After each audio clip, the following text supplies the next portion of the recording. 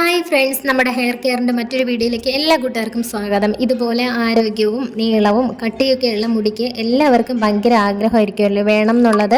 ഇല്ലയെന്നുണ്ടെങ്കിലും കുഴപ്പമില്ല, നമ്മുടെ മുടി അങ്ങ് ഒരുപാട് പനങ്കോല പോലെ വളരേണ്ട ആവശ്യമൊന്നുമില്ല. കുറച്ചൊക്കെ ഒന്ന് നമ്മുടെ ഉള്ള മുടി ഹെൽത്തി ആയിട്ടും നല്ല നീളത്തിലും ഒക്കെ വളരാൻ വേണ്ടിയിട്ട് എല്ലാവർക്കും നല്ല ആഗ്രഹം കാണും. അതിന് വേണ്ടിയിട്ടുള്ള ഒരു ഹെയർ ടോണിക്കാണ് ഞാനിന്ന് പറഞ്ഞു തരുന്നത്. അപ്പോൾ നമുക്ക് ഒട്ടും തന്നെ വലിച്ചു നീട്ടാതെ നേരെ വീഡിയോയിലേക്ക് പോകാം. ഞാൻ ഈ ഹെയർ ടോണിക് ഉണ്ടാക്കാൻ വേണ്ടിയിട്ട് ആദ്യം എടുത്തിരിക്കുന്നതെന്ന് വെച്ചാൽ ഉലുവയാണ്. ഒരു മുഴുവൻ ടീസ്പൂണിൽ ഉലുവ എടുത്ത് നമുക്കൊരു ചായ പാത്രത്തിലോ ഇല്ലെങ്കിൽ അടുപ്പിൽ വെച്ച് തിളപ്പിക്കുന്ന ഏത് പാത്രമാണോ അതിലോട്ട് നമുക്ക് ഒരു സ്പൂൺ ഉലുവ ഇട്ട് കൊടുക്കാം. ഇനി ഞാൻ എടുത്തേക്കുന്നത് കരിഞ്ജീരകമാണ്. ഈ കരിഞ്ജീരകം വലിയ മസ്റ്റല്ല, എന്നാലും നമ്മുടെ ഹെയറിൻ്റെ ഓൾമോസ്റ്റ് എല്ലാ പ്രോബ്ലംസിനും ഉലുവയും കരിഞ്ജീരകവും ഒക്കെ നമ്മൾ ഉപയോഗിക്കുന്നതാണ്. അതുകൊണ്ട് തന്നെ അത് രണ്ടും ഞാൻ ആദ്യം എടുത്തിട്ടുണ്ട്. ഇതിൻ്റെ കൂടെ നമുക്ക് വേണമെങ്കിൽ കറിവേപ്പില ചേർക്കാം. ഞാനിപ്പോൾ കറിവേപ്പില ഇടുന്നില്ല. പിന്നെ ഞാൻ എടുത്തിട്ടുള്ള മെയിനായിട്ടുള്ള ഇൻഗ്രീഡിയൻ്റാണ് റോസ്മേരി ലീഫ് എന്ന് പറയുന്നത്. ഇത് പൊട്ടിച്ചപ്പോൾ തന്നെ അതിൻ്റെ നല്ലൊരു മണമായിരുന്നു. നല്ല ഒരു അടിപൊളി, നമ്മുടെ ഹെയറിൻ്റെ ഓൾമോസ്റ്റ് എല്ലാ പ്രോബ്ലംസിനും ഉള്ള ഒരു ഇൻഗ്രീഡിയൻ്റാണ് ഈ റോസ്മേരി ലീഫ് എന്ന് പറയുന്നത്. ഞാനപ്പോൾ അതിൻ്റെ ഒരു സ്പൂണും ഇത്തിരിയും കൂടെ ഇട്ട് കൊടുത്തിട്ടുണ്ട്.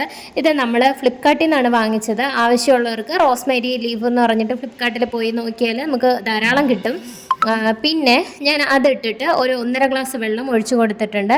ഇനി നമുക്കിതിനെ നന്നായിട്ട് തിളപ്പിക്കാം. തിളച്ച് ഇതിൻ്റെ കളറൊന്ന് മാറി ഒരു യെല്ലോ കളറിലോട്ട് വരും. പിന്നെ ഒരു കാര്യം, തിളപ്പിക്കുമ്പോഴേ നമ്മൾ എപ്പോഴും ഹൈ ഫ്ലെയിമിലിട്ട് തിളപ്പിക്കാൻ പാടില്ല. ഒരു ലോ ടു മീഡിയം ഫ്ലെയിമിലിട്ട് വേണം തിളപ്പിക്കാൻ വേണ്ടിയിട്ട്.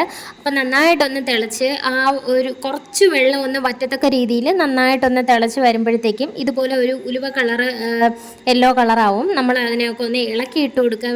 വീണ്ടും നന്നായിട്ട് തിളച്ച് കഴിയുമ്പോഴത്തേക്കും ഫ്ലെയിം ഓഫ് ചെയ്യുക. ഓഫ് ചെയ്ത് വെച്ചിട്ട് നമുക്കിതിനെ ഒന്ന് അരിച്ച് മാറ്റി തണുക്കാൻ വേണ്ടിയിട്ട് വെക്കാം. മഴക്കാടുകൾ കൂടുതലുള്ള സ്ഥലത്താണ് റോസ്മേരി പ്ലാന്റ് ധാരാളമായിട്ട് വളരുന്നത്.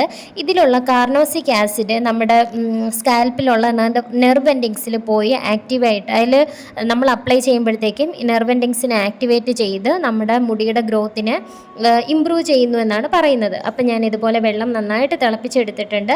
ഇനി നമുക്കിതിനെ അരിച്ച് തണുക്കാൻ വേണ്ടിയിട്ട് മാറ്റി വയ്ക്കാം. ഇത് എല്ലാ ദിവസവും ഉപയോഗിക്കാം എന്നാണ് പറയുന്നത്. പക്ഷേ നമുക്ക് എല്ലാ ദിവസവും ഉപയോഗിച്ചാൽ ചിലർക്കാണെങ്കിൽ തണുപ്പൊക്കെ ഇറങ്ങിയിട്ട് പെട്ടെന്ന് കോൾഡൊക്കെ വരാനുള്ള സാധ്യതയുണ്ട്. അതുകൊണ്ട് തന്നെ നമുക്കിത് 2 ദിവസത്തിലൊരിക്കലോ 3 ദിവസത്തിലൊരിക്കലോ ഒക്കെ അപ്ലൈ ചെയ്യാം. ഇതെങ്ങനെയാണ് അപ്ലൈ ചെയ്യേണ്ടതെന്ന് വെച്ചാൽ, നമ്മൾ ഉറങ്ങാൻ പോകുന്നതിന് മുന്നേ രാത്രി നമ്മുടെ തലയിൽ അല്ലെങ്കിൽ സ്കാൽപ്പിൽ മസാജ് ചെയ്ത് പിടിപ്പിച്ചിട്ട് ഉറങ്ങാൻ പോവുക. പിറ്റേന്ന് രാവിലെ കഴുകിക്കളയാം. തണുത്ത് കഴിഞ്ഞതിന് ശേഷം ഇത് ഏകദേശം ഒരു കട്ടൻ ചായയുടെയൊക്കെ ഒരു നിറത്തിൽ വന്നിട്ടുണ്ട്. അപ്പോൾ ഇതിനെ നമ്മൾ ഒരു സ്പ്രേ ബോട്ടിലോട്ട് ഒഴിച്ചു കൊടുത്തിട്ട് നമ്മുടെ മുടിയിലോട്ട് അപ്ലൈ ചെയ്യാവുന്നതാണ്. ഇത് രാത്രി നമ്മൾ ഉറങ്ങാൻ പോകുന്നതിന് മുന്നേ അപ്ലൈ ചെയ്തിട്ട് പിറ്റേന്ന് രാവിലെ കഴുകാം. ഇല്ലയെന്നുണ്ടെങ്കിൽ നമ്മൾ കുളിക്കാൻ പോകുന്നതിന് 1 മണിക്കൂറോ 1.5 മണിക്കൂറോ മുന്നേക്ക് അപ്ലൈ ചെയ്തതിന് ശേഷം കഴുകാവുന്നതാണ്. ഇത് നല്ല തണുപ്പാണ് തലയ്ക്ക്. അപ്പോൾ സൈനസൈറ്റിസിൻ്റെയൊക്കെ പ്രോബ്ലം ഉള്ളവർ അതൊക്കെ അനുസരിച്ചിട്ട് വേണം സമയമൊക്കെ സെറ്റാക്കി അപ്ലൈ ചെയ്യാൻ വേണ്ടിയിട്ട്. അപ്പോൾ ഇന്നത്തെ വീഡിയോ എല്ലാവർക്കും ഉപകാരപ്രദമായി എന്ന് വിചാരിക്കുന്നു. ഇതുപോലെയുള്ള ഹെയർ കെയർ ടിപ്സൊക്കെ ആയിട്ട് വീണ്ടും വരാം. അതുവരെ ബൈ. Thanks for watching.